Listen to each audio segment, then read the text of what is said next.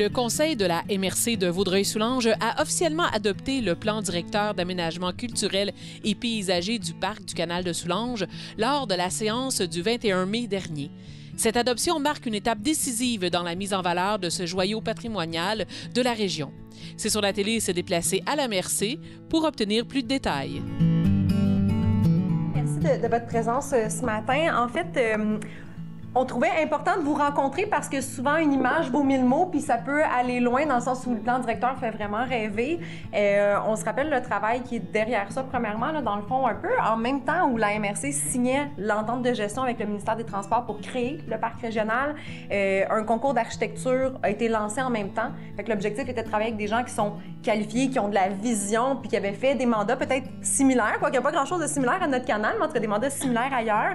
Et on en est arrivé ce printemps-là à un plan qui était mûri, final, qu'on ne touchera plus, quoique c'est fait pour évoluer quand même, là, mais qu'on a donc proposé pour adoption là, au conseil de la MRC cette semaine. Fait que c'est l'aboutissement d'un long travail. Le document déposé constitue un outil de référence précieux afin d'orienter le développement du canal de Soulanges sur un horizon d'environ 30 ans. Fruit d'un concours lancé en janvier 2021 intitulé Passagers, le plan propose notamment un parcours de 23 km parsemé de découvertes où chaque halte devient une aventure. L'objectif de ce plan-là, c'est pas de réaliser demain matin l'ensemble de ça.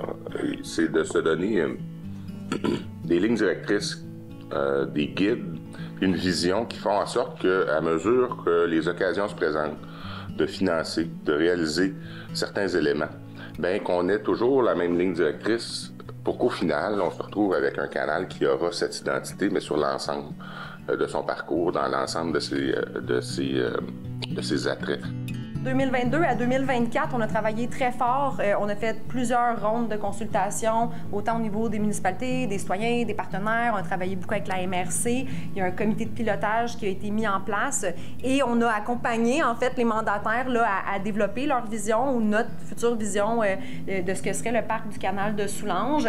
C'est le résultat de ces consultations-là, en fait, qui vont nous aider cette année à commencer déjà à phaser le plan. Parce que vous allez le voir, là, on le dit souvent, c'est un plan qui se veut sur 30 ans. Fait que c'est vraiment, autant il y a des actions qui peuvent être entreprises à long terme, puis il y aura même déjà des implantations cet été qui seront faites dans la voie du plan.